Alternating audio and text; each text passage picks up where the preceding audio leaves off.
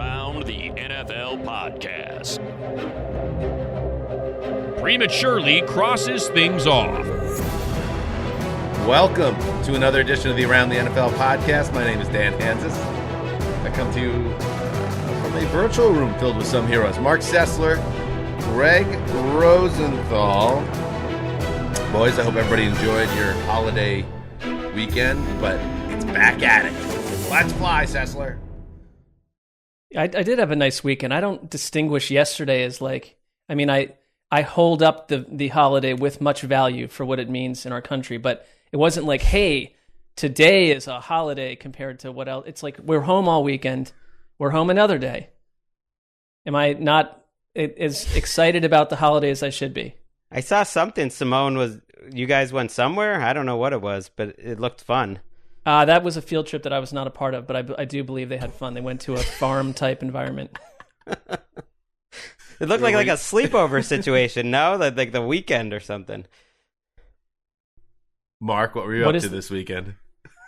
No, I honestly was. I literally stayed home the entire time. I didn't leave my house. Interesting. I really didn't. Mysterious, as always, Mark. What he does on Mark time, don't dig too deep. You don't know what you might find. What did you guys do? I'm sure you had you did puzzles and did barbecues and went to the park and the beach. Let me guess. Find me something different than that. You don't have to take it personally. No, we did not. We did some hikes. We did some some nature. We went down to the San Gabriel River, took a hike around there. Nice. Did some wetlands stuff, but yeah, it was pretty much just a family. Not a lot of big stories here. We had some friends over. We enjoyed the pool and the barbecue, and we played some wiffle ball yesterday with the boys. Got their reps in. Got to keep that hand-eye coordination.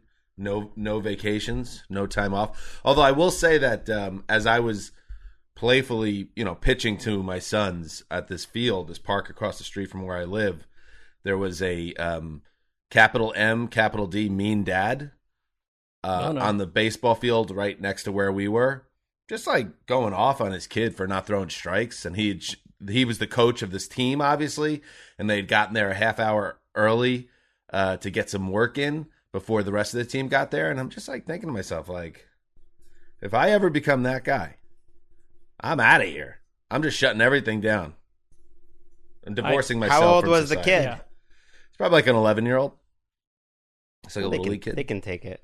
Yeah. Greg. No, just kidding. I'm kidding. Anyway, so be nice to your kids. Don't take sports too seriously if you're a coach, Dad. Please.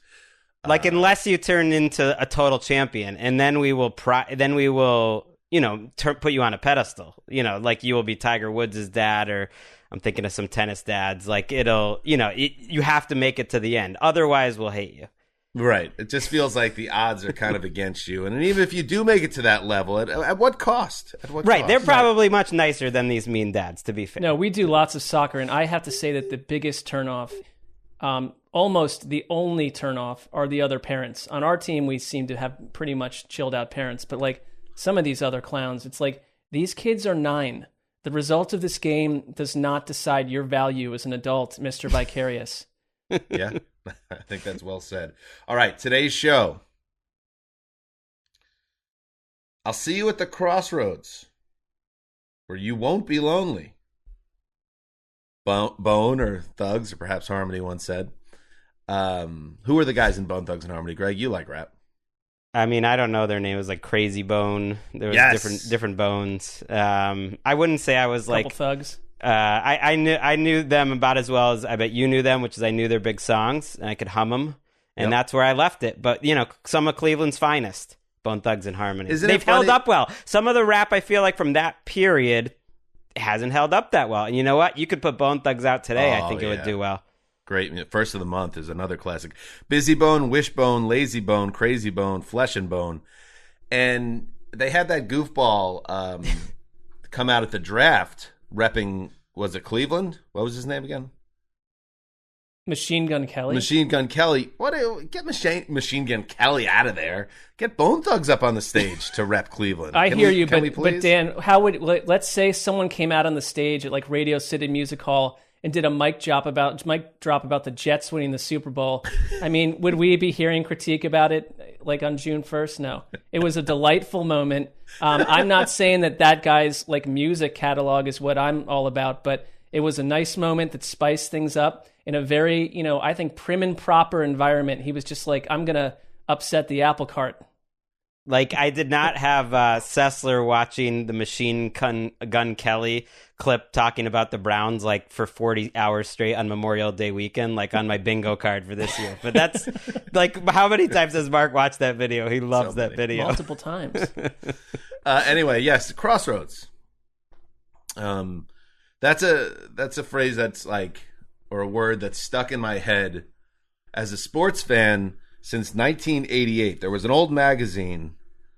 It was like a baseball monthly or something. And the story was Mattingly at the Crossroads. And I didn't even really know what the word meant, but it was a story about how Don Mattingly was facing a lot of issues. He was in a little bit of decline statistically. His boss, George Steinbrenner, was like a maniac, and there was talks of trades going on, a potential trade. And his career could have went in any, multiple directions at that point. I always think about that now. When you talk about, you look into each season, there always are players that are at a true crossroads in their career, and what happens will dictate kind of their future. So with that in mind, we're going to dig into some NFL players or coaches or whomever at a crossroads where they may be lonely if things go really poorly. That's Kismet. This smash hit married to an NFL segment on our podcast. So, and before we do that, let's hit the news. Okay, 5 minutes. Just 5 minutes now. Thank you. Would not be a fool in this game for two. So I'm leaving you behind. Bye, bye, bye.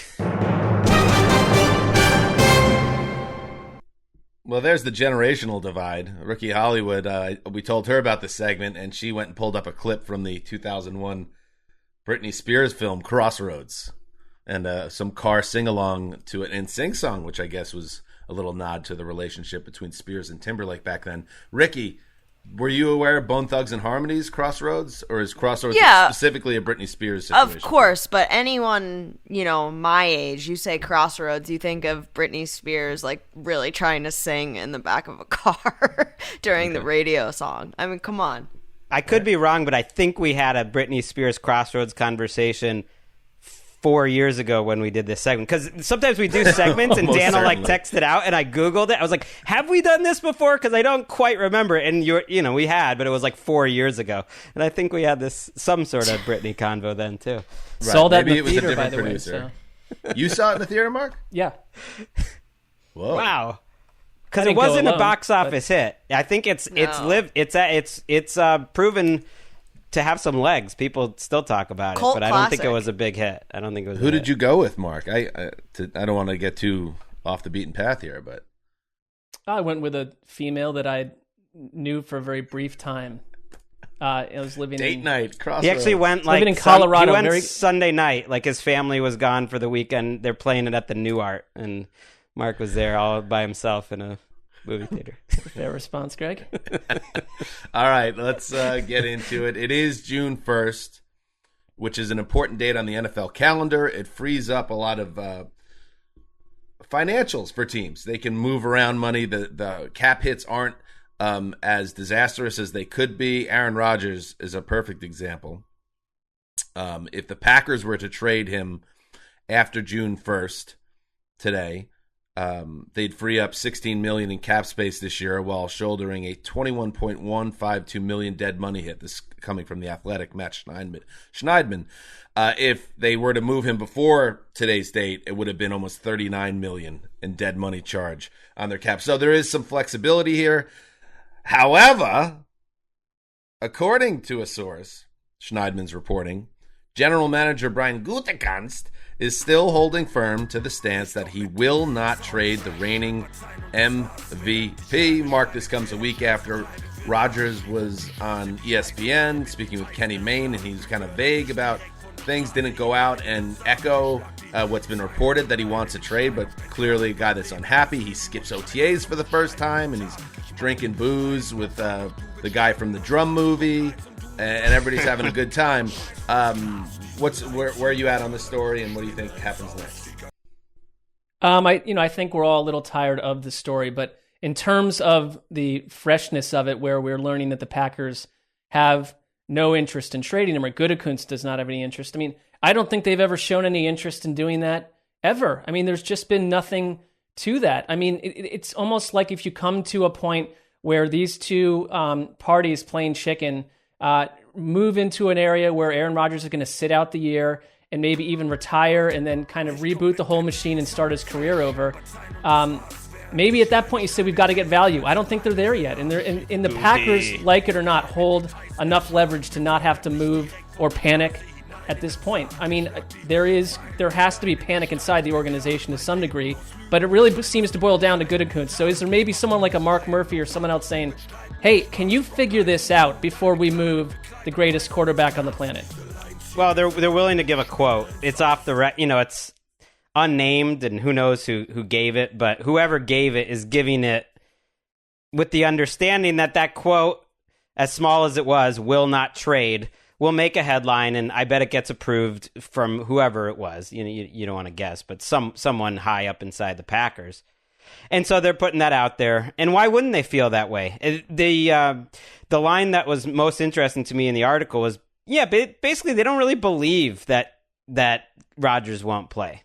And I wouldn't either when you have James Jones and John Kuhn. I keep going back to two of his best friends saying publicly, there's probably something they could do. And that Rodgers literally asked to stay in Green Bay for years earlier this offseason. He just wants the contract that keeps him there, and that's where it gets complicated. But there's no point in even entertaining this for a while, at least until like midway through training camp. Then maybe it gets a little more interesting. Yet we will entertain it on every show possible. Well, this was the June 1st date. But I think the way Dan pointed out the financials is instructive because, even if they trade him, you can save some cap space this year.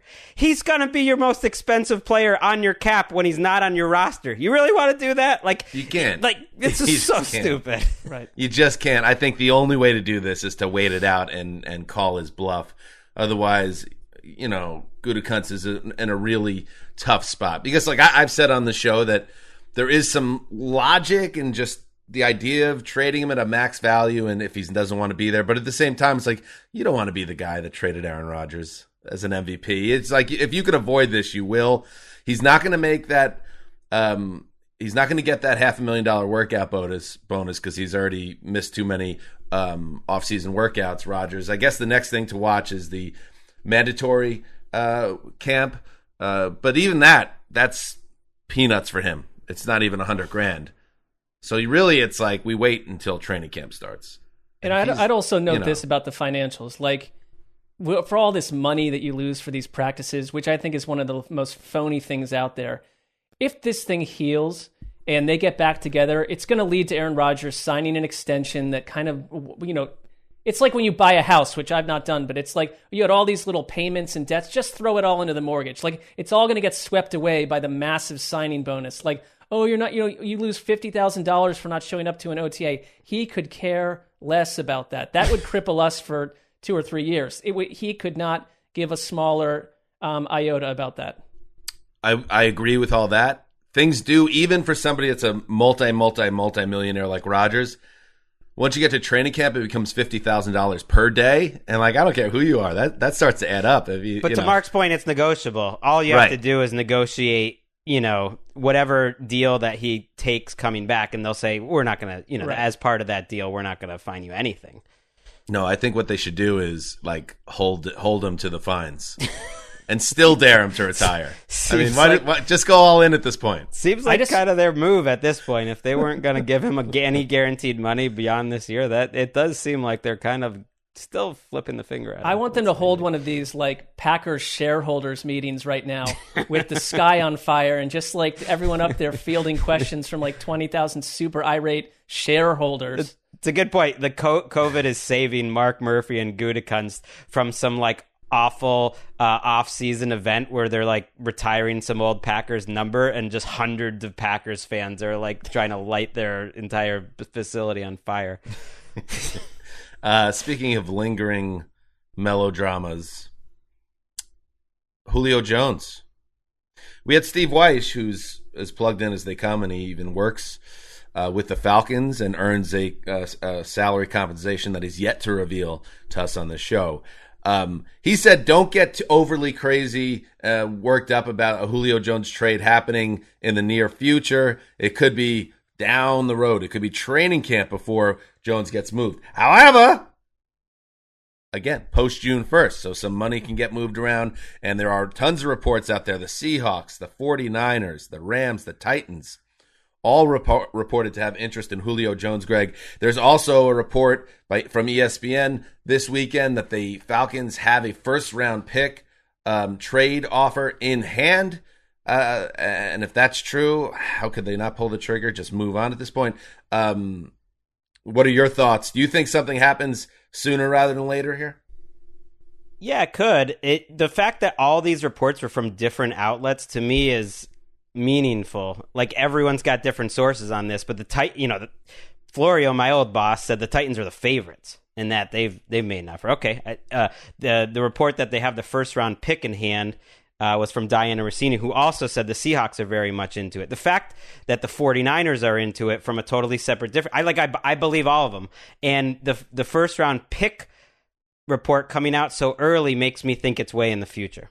So I did ask, you can trade 2024 first round picks now. Like the Rams, for instance, are allowed to trade that pick now. But any team could. And the Rams are supposedly in the mix. And that made me think maybe, it could be the Rams first round pick, in 3 years. And that would explain why the Falcons wouldn't take that. They'd probably rather have even a second next year over like a first in 3 years. Do you think, though, that if it's a first round pick, it comes with the stipulation that you eat some of this money, versus maybe with a second rounder, you would accept the entire Julio Jones contract? I don't know about the eating money. I guess we'll see. Like, Doesn't Julio happen Jones in the probably NFL wants a new contract too. Well, So didn't the Panthers just do that with Teddy Bridgewater? Yeah, no, it's not frequent, but it could absolutely happen. I don't have any feel for that because it doesn't add up to me that he's going to want more money, according to my old boss again, Florio. He's going to want some sort of adjustment. But you're going to pay. I don't know. It's just very confusing to me. Titans make so much sense. Titans make the most sense. We've circled them as a team that you wonder what's in store for them. Lost a couple of pieces on offense. Lost the architect of their game plan, Arthur Jones. Now you plug in Julio Jones, you're starting to feel a little better that they're going to be able to survive that and move on and conquer. That would be nice for them. They have $3.2 million in available cap space, and I know that gets brushed aside. They would just have to do a few things.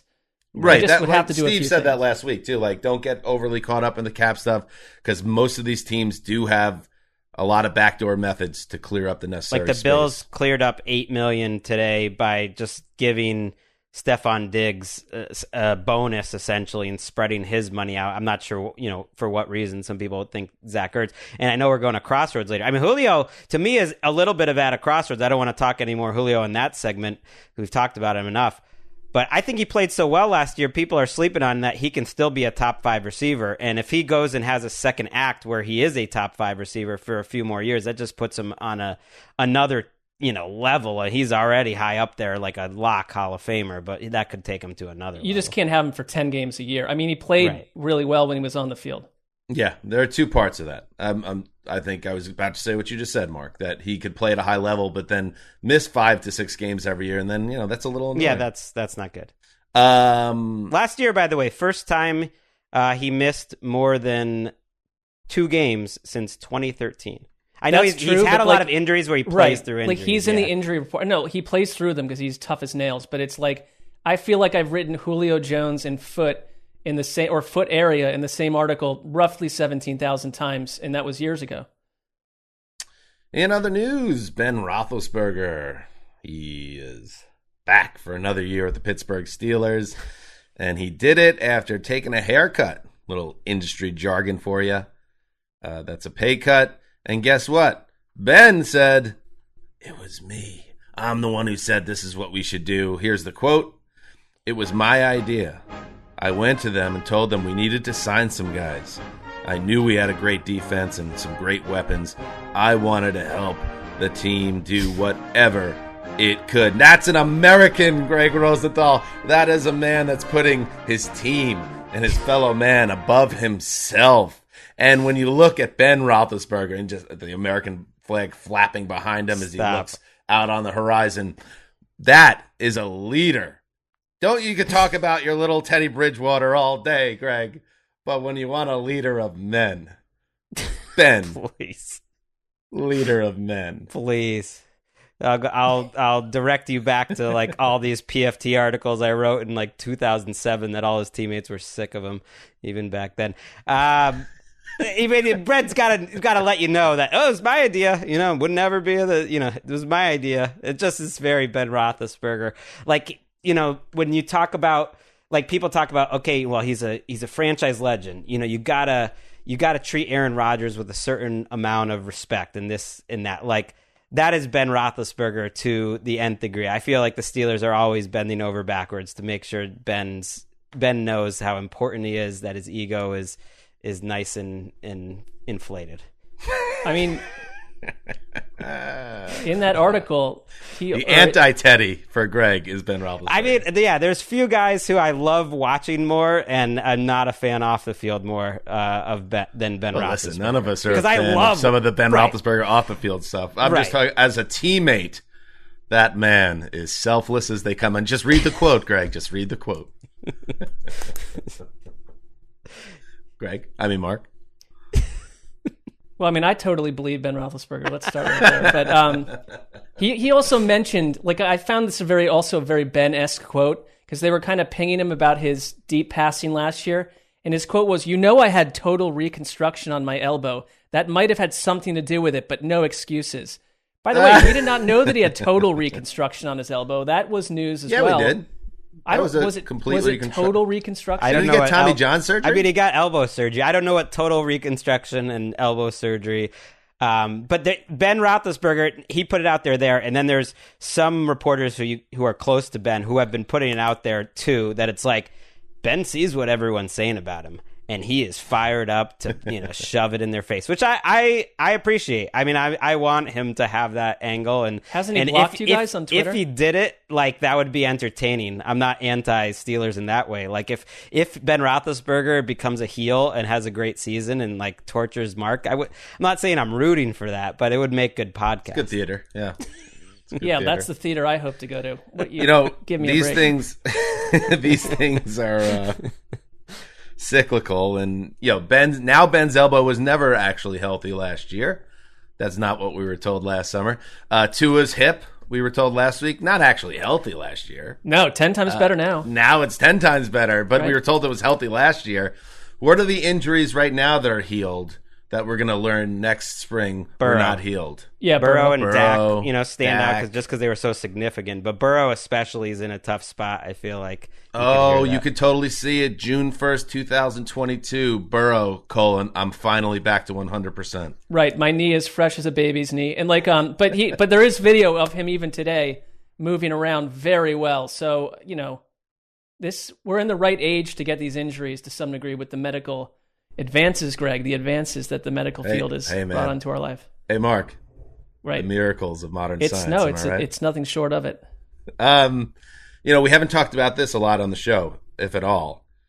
We've talked about, for instance, how the thought that the Dallas defense could take a jump with a new coordinator. Pittsburgh, they got rid of Feichner. Is it Feichner? Randy Feichner? Fichtner. He was replaced by Matt Canada. And Roethlisberger also said in his availability, "You'll see nothing that you've seen in the past." So, I don't know. Is it going to be a brand new offense? Certainly, if I'm a Steelers fan, I'm saying good, because I didn't need to see the offense that they put on the field the last month or so ever again. So if this is an actual reboot of the offense, that could be a good thing, but also that could come with some growing pains, and it's an old man at quarterback who wasn't moving well last year. Well, that's what I'd ask. Like, I think people were asking the same question: is like, are we suddenly going to get Big Ben rolling out play action sets. I mean, how different can it be when your quarterback has become a Stone Age pony, as we say, essentially immobile, a quick release. He was their quarterback's coach too, so he has a good relationship with Roethlisberger. And there were these articles last year that's like Matt Canada is trying to integrate some new concepts into the offense, like end arounds. And it was just like, oh, okay. I'd be like, he's getting creative, and that was like a thing behind the scenes. So I don't know how much of it's going to be different. You had a voice last year. All right, let's turn down the snark on the Steelers. I feel like it's turned up pretty high for the whole podcast right now. It should be noted that at least Greg and myself believe the Steelers could have another nice year in them. Mark seems to be more on the train that this is going up in flames. But that's okay actually, too. Well, I've actually already, even on the show, revised that like I feel like I had my January into February, March that's fun. True. But the fact of the matter is, like, if the Steelers finished a game ahead of the Ravens or Browns or a game below, I wouldn't be surprised at all. I don't see them falling off a cliff the way that some do. I don't think any of us do, just because we've been doing this. They've never done that under Tomlin. Finally in the news, Mac Jones. He is the future at quarterback for the New England Patriots. This came out last week, but we missed it. I feel like we should touch on it. Patriots coaches, they like what they see from Mac Jones, but the players do too. Here's what Kendrick Bourne said to reporters after Thursday's OTA practice. He has a swag to him that I didn't know that he had at first. You know, he's out there confident, and that's what you need in a quarterback and in all our players. You know, swag. Is this Mac a trope? Jones and swag. Why am I a little? Yeah, I think it's a trope. It's like insert young player. Probably a white quarterback. It's like, oh, this guy's got a little more swag than we expected. Right. Did it with Baker, do it with Joe Burrow, and now Mac Jones here. I'm just thinking of that Mac Jones photo when he's shirtless holding the cigar. And like, you know what? Maybe there was some swag there. If you look closer at the photo, that's a guy that could have swag buried within him. When he's walking to the stage, was that swag? That was, some people like that. He walked with a purpose. I thought it was kind of interesting. Yeah, I guess there was a little swag there. I mean, sometimes it's sort of an effervescence that you can't feel until you're kind of up close to the person. A lot of people said that about Bill Clinton. I'm not saying everyone said it, but like that you could feel his presence when he walked in a room. I know Greg's like, Bill Clinton got up to some bad things. I'm just saying in general. I'm not like saying that. Well, you gave a look like, do you remember Whitewater? Yeah, Whitewater's what I'm pointing to. But I mean, maybe Mac Jones in person brings it. I didn't feel that at his pro day, for instance, watching that on a television in my living room. But well, I wanted to put this news thing into the show too, because I read multiple articles from Patriots beat writers that were like, I know we shouldn't overreact to one day in May, but my God, it's a quarterback competition right now. And that, like, Mac Jones looked amazing, and Belichick put him out there next to Cam for us to see, because they're excited. And to me, that's very surprising from some veteran reporters, and maybe we're just bored here, and I don't put anything into these practices usually, but there was that vibe from the Patriots reporters, so it might be a preview of what's to come in August, whether it's worthy or not of Patriots reporters hyping up Mac Jones should be playing sooner than others. Of course, I'm not surprised that he throws as well as Cam Newton, in terms of accuracy and stuff, if that's what they're talking about. Cam throws a lot of those lawn darts. I guess I'd be curious, like those same reporters, and they have a lot of the same guys there for several years. Were they saying it about Jarrett Stidham a couple of years ago? Sometimes these could be deceiving. Mike Reese, who I totally trust, said that of Mac Jones, he's probably further along than any Patriots rookie quarterback at this point than anyone who came before him. And he basically said that the three people that blew him away in their first Patriots practice and equaled Mac Jones to them were Deion Branch, Wes Welker, and Randy Moss. And he put Mac Jones' sort of initial debut in front of the reporters up there with that. So Mike Reese. He wasn't even the one I was talking about. I didn't see that. And Mike Reese is the Godfather. He's amazing, right. He's not a bloviator. I mean, he's very measured in his reporting. So that caught my eye. Is anybody going to be mentioning Cam in the next segment? No, I think you certainly could, but I didn't want to step on anybody. But I avoided Cam, it. But, yeah. certainly at the crossroads in his career, Cam may be the quarterback with the most swag of the last 10 years. And now he's got this guy rolling in saying his teammates telling him, that the other guy's got the swag. A little drama there. I don't know what happens to Cam if he doesn't get his job, if he loses the job in camp and just where's his career after that? So we'll see if he gets an opportunity to hold on to that job. That's what's happening in the news.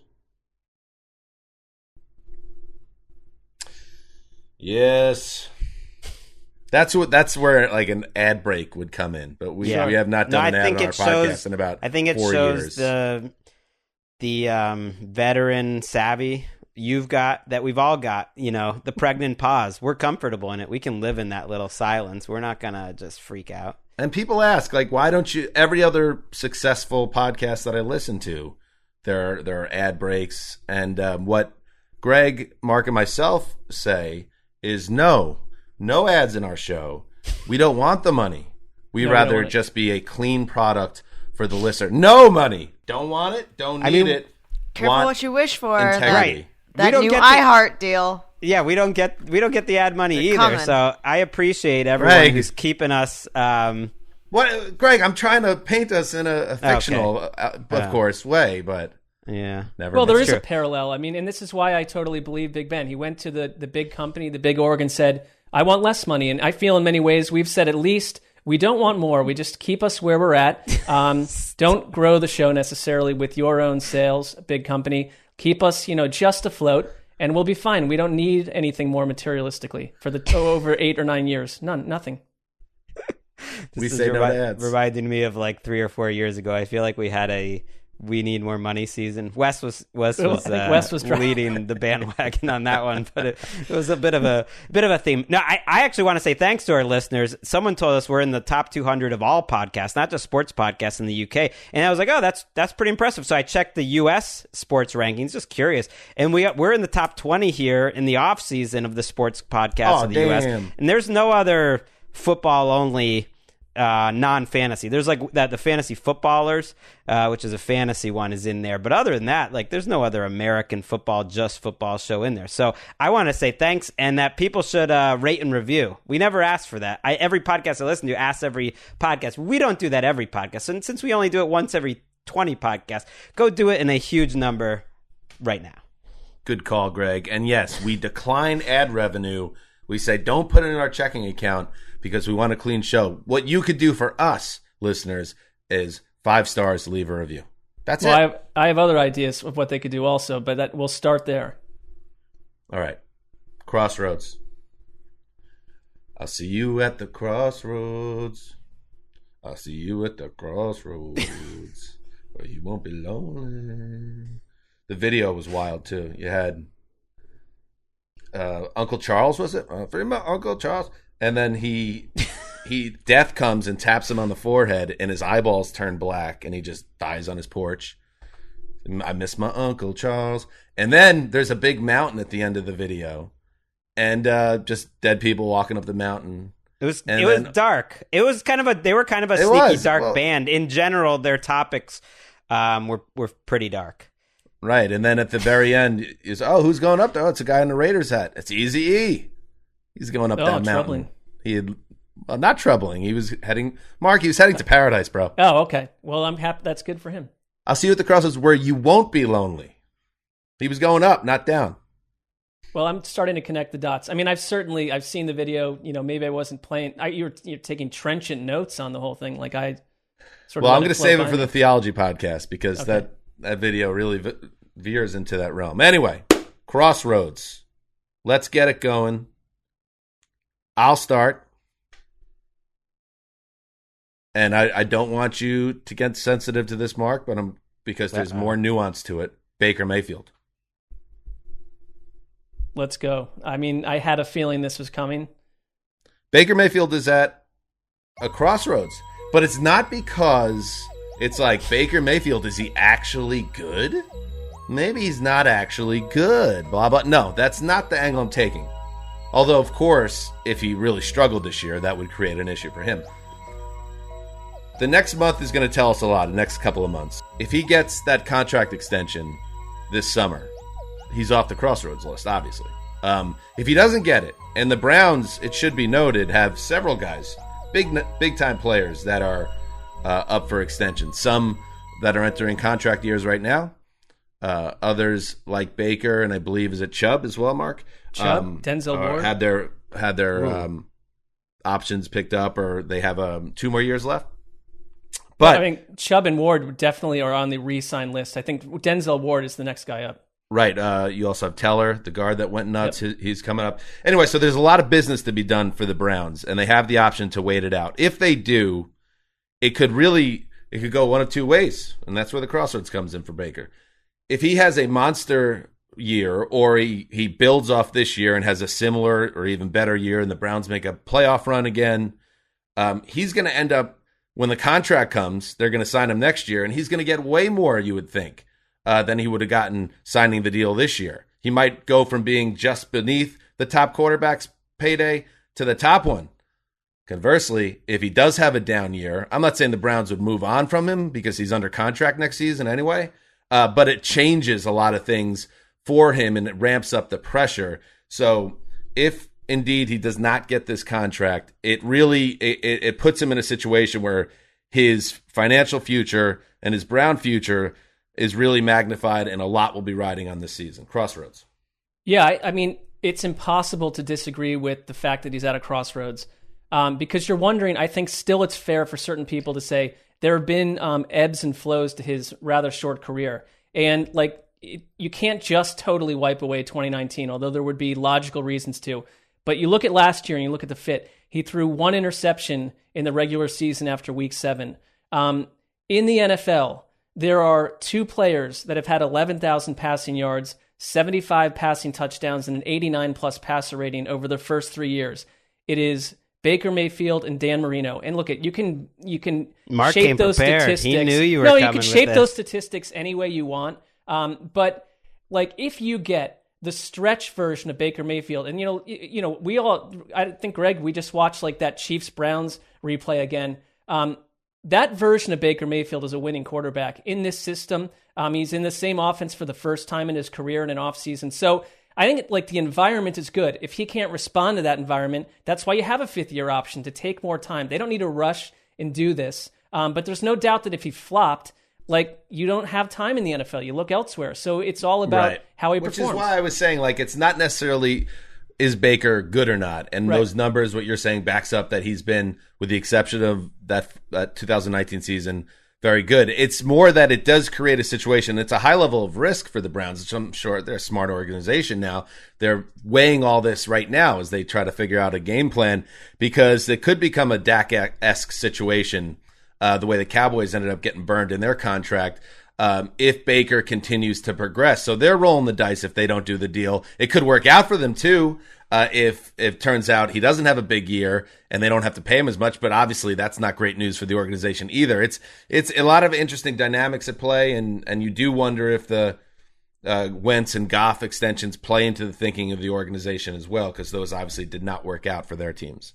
Yeah, I think this is where player empowerment, for lack of a better word, or noise of how much you want to make when it comes to your contract really makes a difference. Because if I'm the Browns, I don't want to give him the contract now. What's the big positive? If Baker Mayfield is gonna be happy enough behind the scenes and in front of a microphone, it's like, what's the upside of paying him now? It sounds like they're leaning towards doing it. And I understand giving it to him. It removes him getting asked a lot of questions about it if they're struggling or if they're playing well. Either way, it'll become like a bit of a focus during the season, and that's not ideal. But if I was the Browns, I would live with that, because you got him under contract for 2 more years, and if he plays great, I don't think he's going to get that much more next offseason than he get now. He's not signing that contract for less than whatever it's going to be, $33+ million a year. He's going to get a real contract, even if it's now. So if I'm the Browns, if he's fine rolling into next year, I would be fine too. And he hasn't made at least any public mess about it. No. Who's up next? Mark?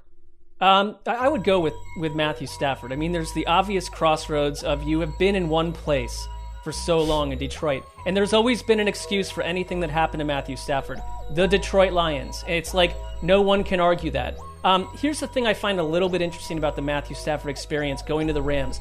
I love the move by the Rams. I thought it was bold. It was, we're upgrading the most important position. Sean McVay really at this point also can just say, look, I have my guy. There isn't looking elsewhere or playing around this quarterback.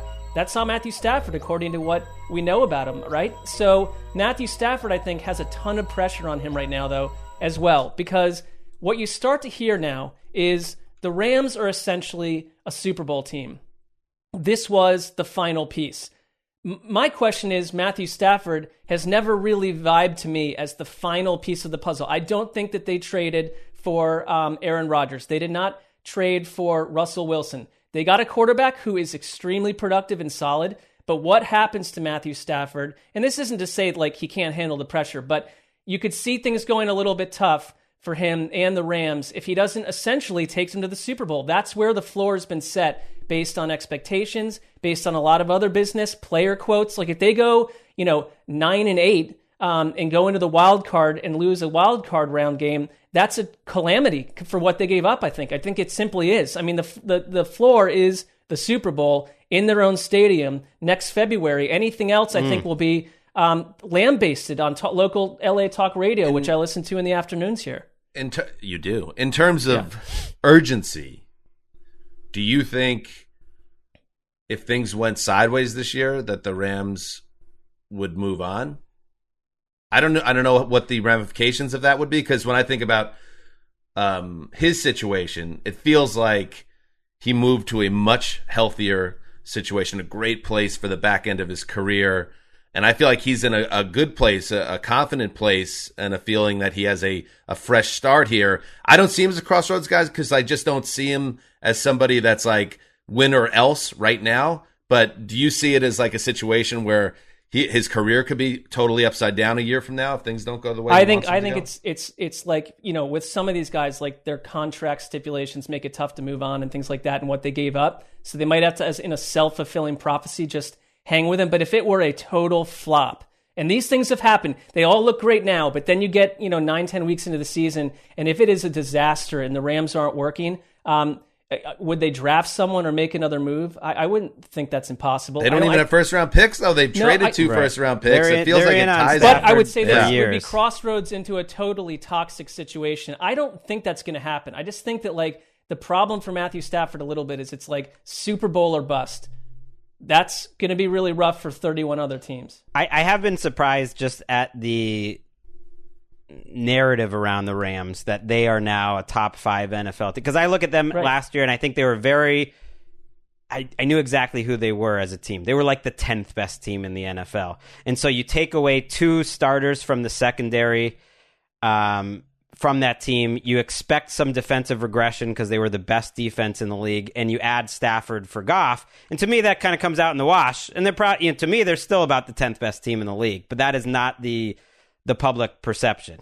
And that puts a little more on all of them this year. But he's signed through 2022, and I just see them selling out to make the Stafford part of it work, not just for the next 2 years, the next 5 years, really. Or else you're right, Mark. It is a disaster. You could absolutely be right on this one. I would, in this type of exercise, I would say if this year didn't go well for Stafford, and then he was their guy next year, that would be when I would put him in the crossroads. But who knows? Things change quickly. Fair. Things change. I mean, it's sort of my move to not totally understand the exercise too. But I have actually 3 or 4. I have other people. My next one will be a floor. The floor falls out, and the man maybe doesn't even exist after this year. Wow! I can't wait. Stay tuned, everybody. Right after this ad break. No, we don't have those. No. You would think it's strange that we don't, but we just don't. Greg, you're up. All right, I'm going to throw out a duo. I don't know if that's not understanding the exercise, but they're teammates and they play the same position, so they make sense together. It's Chandler Jones and J.J. Watt. I think they both are at a crossroads, and they're entering it together. J.J. Watt. Nice. They won't be lonely. Right, that's true. They're going to have their buddies. You get a little long in the tooth. You go out to the desert. It's a move a lot of Americans do. These guys could have different careers if they can have a strong back nine. J.J. Watt, we kind of think, okay, he's at the end of his road. Same age as when Reggie White went to Green Bay. Can he have a second act around the same age of when Julius Peppers is still doing good things in Chicago and before Peppers went to Green Bay. Can he have a second act, J.J. Watt, like a Kurt Warner even, where he ends up being an integral part to a team that goes further? Then he starts getting back to that J.J. Watt that we thought he was the first few years of his career, which is an all-time great. And he's got that in his own way for that 5 years, but a nice little backstretch would really help change that. And Chandler Jones isn't J.J. Watt, but Chandler Jones has been one of the best pass rushers in the league since he entered it. He's coming off a major injury, but what worries me about him is he's coming off the worst month of his career before that injury, which got a little swept under the rug because it's only a month. It's a small sample size. He's turning 31 years old. Here's these two guys, which on paper might be the best edge rush duo in the league or one of them. They could go one of two directions. And I wouldn't even say Chandler Jones, you could, totally eliminate him from Hall of Fame consideration when you look at the resume someday. Maybe he's not quite there, but if he has a strong stretch and they're good with J.J. Watt, people think of Chandler Jones a little differently too. Teammates in the Crossroads, they're not lonely. It's funny because I was thinking of their head coach Cliff Kingsbury for the Crossroads. Oh yeah. The whole organization feels like it is a little bit. Yeah. I mean, Kyler is not going anywhere, obviously. So his risk level entering the season is lower, but it feels like a really important season for the Cardinals, and some of these moves, like AJ Green, Crossroads guy for sure. I feel like he's already lonely. He's lonely. But maybe he can come back. Devastatingly lonely. To me, he's past that Crossroads. I think it's just Watt is such a fascinating player to me, and we've kind of gone through his career on this podcast for the most part, and there's never, as we get further away from those first few years, I think people forget that there was never anyone like him, not that I've ever seen. And I'm not saying he could get back to that level, but if he can really lead the way and be great for them, that would be amazing. I mean, also Chandler Jones, they could move on from him without any issues money-wise after this season. Right. I think they might have if it was easier this year, but they wanted to give him another chance. I mean, he's a beast when he's right. I will move to the Minnesota Vikings and Kirk Cousins. Ooh. So this Kellen Mond situation, let's not get crazy about it. He's a third-round pick, early in the third-round pick, but he is the highest draft pick for the Vikings at quarterback since ya boy, Greg, Teddy Bridgewater back in 2014. And he's now in the building. And you add to that it was out there that the Vikings were in on Justin Fields. They didn't get him. It didn't work out. Things played out differently. The Bears in the division end up with Fields. And the Vikings did something that apparently the Packers didn't. Ahead of the draft, this according to ESPN, they called Kirk Cousins and said, hey, we might be dipping our toe back in the quarterback market in this draft class. We don't want you to be blindsided. Just FYI. Fwy, Kirk. And I'm just wondering how that phone call goes, by the way. It's like, yeah, okay. Okay, you're still paying me $30 million this year? He's like, yeah. Do I have $35 million guaranteed next year? Yeah. Okay. And then click. And this news is going to completely enrage Aaron Rodgers that you're giving me more love than the Packers are giving him. Okay. So I don't know what happens with his contract. So he signed through 2022, $35 million base salary for 2022, by the way. And there's a $45 million cap hit connected to it. Again, the June 1st date, maybe that becomes more movable. But if he has another one of these years that's up and down and you start to hear more of that Justin Jefferson vibe, you remember the interview we talked about a couple weeks ago where, who was he pumping up? Joe Burrow, I believe. How Joe Burrow had the swag and Kirk, doesn't necessarily have that. And Kirk likes to get rid of the ball and all that stuff. If the Vikings kind of stay earthbound, and I kind of see Minnesota as maybe a team that's kind of just trapped in NFL purgatory a little bit in the NFC right now, with Mond in the building entering year 2 next year, with Cousins on the final year of his contract, with the Vikings maybe having a top 12 pick if things didn't go right next year, Is Kirk Cousins' time with the Vikings near an end if he doesn't deliver a season that makes them say, no, he's the guy we want in here for multiple more years? I think he's at the crossroads here. I would say this. He kind of reminds me of like a Jimmy Garoppolo figure where what you might end up doing is you bring in either it's Mond or you go somewhere else at quarterback, and you can't trade Kirk Cousins with who Kirk Cousins is with the amount of guaranteed money he has next year, unless some insane team is party to that. And Kyle Shanahan has a quarterback, so I don't know who would be courting him at this Vikings point. Maybe pay some money to trade him. That would be the only way. Yeah. But in general, like, he's not a trade candidate. In fact, he's a much more weighty financial situation. Wait, why wouldn't Stafford, he be a trade candidate? Because he's only has one more year on the deal, and if you do make the money work on both sides, he's very tradable. You're asking a lot, though, that the Vikings are going to eat a ton of his salary to move him. I mean, it's possible, but what are you going to get in return? I'm saying I don't think that there's a huge line of people waiting for Kirk Cousins after this year. Essentially, by the way, year. But no, also right. If they're looking to trade him, it's because he also stunk up the joint next year. So it's another year of Kirk Cousins losing. Then it gets sloppy. His luster. So I think it's the problem is there crosswinds? Are there changes happening here? Crossroads? Yes. But they're stuck with him the same way you'd be stuck paying someone a ton of money over the next 2 years. It's not that different than Stafford if Stafford were an absolute disaster. I think it's different. I think Stafford's a good comparison in terms of productivity, because I don't think what we've seen from Kirk Cousins in his career, he's very steady, like him or not, and he's a productive quarterback, at least on paper.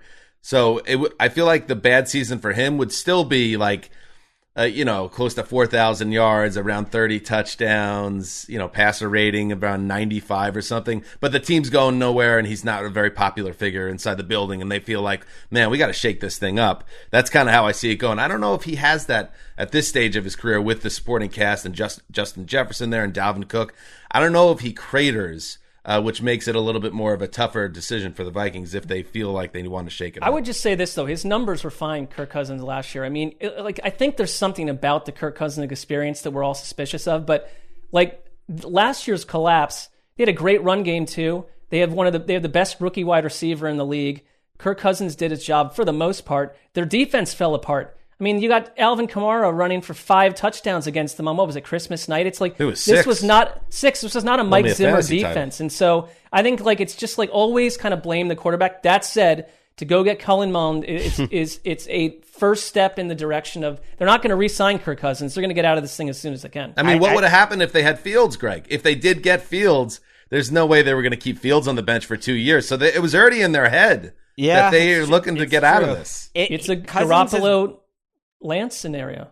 Yeah, but Cousins has broken some barriers. He did it with the franchise tag, and he's fascinating to me because he does remind me of like an NBA contract where he's guaranteed $35 million next year. I can't remember something quite like that, where his full salary is guaranteed. So that's like a Kemba Walker contract in the NBA, where it's just like that guy's getting his money no matter who's paying him. And Cousins is such a funny character because this has been his story since year 2. Everyone's always wanting him to be something he's not. He's never that guy. He's sneaky, like streaky, but he's also, by the end of the year, ultimately, you know what you're getting from the Kirk Cousins experience, and it like sort of drives everyone, including like his own front office, crazy. The difference between him and Stafford, though, Mark, I would just say is I think if Cousins imploded or the Vikings imploded, everything gets blown up, and then he is at a crossroads, and then you just like the new regime just finds a way to get rid of him, and that's not going to happen in LA, I think, no matter what. Right, because the Rams regime will survive like 8 nuclear blasts. Like, they've given away all their draft picks. I mean, they shot the moon for Matthew Stafford since they got there. They're fourth in wins. I like since them they fine. got there. It's What just are they going to do? Blow them up? They're also rather unkillable. So it's a little bit different, but he's so funny, Cousins, to try to figure out, because like you were saying, Mark, like who would want him, who would take on the money. In his last 2 seasons with the Vikings, he has 91 touchdowns, or 3 seasons with the Vikings, all 3 seasons, 91 touchdowns, 29 interceptions. 91 and 29. Last season, he completed almost 68% of his passes, 4,300 yards, 35 touchdowns, 13 picks, a passer rating of 105, QBR 63.2. These are big time numbers I know they're not maybe super duper star numbers, but like I would kill to have a quarterback that produced like this every year. And I think something with Cousins, I don't know what it is. It's just something about him. Yeah, I think it's like in some moments he seems to short circuit. I think Baker at worst you're hoping is a rich man's Cousins, is a little bit better than Cousins without the short circuit. Well, I don't want to make him more money than Cousins, so I don't want him to be too much richer. But I think there's a lot of similarities there. He's also missed one game in the last 6 years. That's valuable. Yeah. Durability is a talent trait. Okay, who's up? Mark. All right, I would like to dip into the coaching ranks because I think there's someone who is at a genuine crossroads, and his name is Greg Roman, the Ravens offensive coordinator. Because, like, here's the deal. You could put it all on Lamar Jackson, but there's no, like, Lamar Jackson passes the eye test in terms of being, like, an elite athlete that you would build a team around all the time. Can he become a little bit of a better passer? Yes, we see that. We know that, and they knew that when they drafted him. Greg Roman did an excellent job integrating his skills with an offense that zigged when the rest of the NFL zagged. And Greg Roman's done that in various stops in San Francisco and Buffalo. But the Greg Roman experience, the problem a little bit, we all know, is it gets a tad stale. And, last year, a team that is essentially streaking towards the playoffs, they had a few bumps, but the Ravens were clearly a playoff team. They've got their wide receiver, Hollywood Brown, going nuts over the issues on offense. You've got Lamar Jackson telling the Rich Eisen show that defenders are calling out the plays pre-snap. Greg Roman, months later this offseason, said, we are going to expand the offense. We have to change it a little bit. We've got to become a little more versatile. You went and got Sammy Watkins. You got Rashad Bateman in the draft. You've got more help at wide receiver. Your tight ends are healthy again. That was an issue last year. There's no reason for the Ravens not to look a little bit different, not to respond a little bit differently to what's happened over the past 2 years under the Greg Roman offense. And if it doesn't, I think Greg Roman is in hot water. I think that's a great choice. And they went from first in DVOA on offense to 11th a year ago. That's been the track record. It's on him to kind of prove what I think a lot of people in the NFL think about him, and that I think was a little bit echoed in Hollywood Brown. Like, does he have another move here? It could be. He feels like a guy that like his career wouldn't be at a crossroads. I feel like he'd get another job somewhere based on his track record. But as a Ravens, I don't know, as a coordinator in Baltimore, I mean, he's presided over some big offenses. Yeah, and I feel like someone would buy into that. What a unique history he has. I mean, he's worked for the two Harbaugh brothers, and then he had the good Tyrod season, the best season Tyrod ever had. But he very much like whatever he does starts wearing off after that first year in like every spot. At this point, you have to consider it a significant trend. Well, also, everyone we're talking about is going to get another job, but it would be a significant crossroads to lose essentially your third role as a play caller. You may not be a play caller again for a while. Right. I don't know if he would get another coordinator job, at least not right away. And this was a guy who's wanted to become a head coach.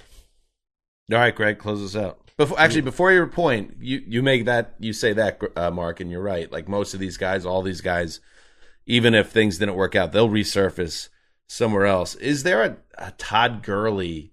Like Todd Gurley, when we were like figuring the segment out on text yesterday, I cited him as an example of like that guy entering last season, big time crossroads year. It didn't work out, obviously in Atlanta, and now he's just trying to stay in the league. Is there like a prominent player? Maybe it's AJ Green.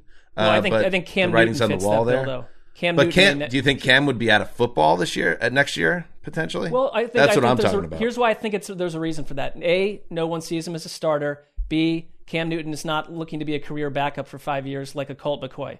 We don't know that. I'm just saying that if those two things were true, I don't know what he's thinking. His attitude in New England makes me think he might be more willing to do that than we would have expected. But you're right. No one really knows. I mean, Gurley's trying out with the Lions, so it's like Gurley hasn't walked away from football. It's just that, might not make football's walking away from him, is what I'm saying. Like, is there someone that is in that situation if things go really poorly in 2021? A prominent former superstar that's kind of on the ropes here if things.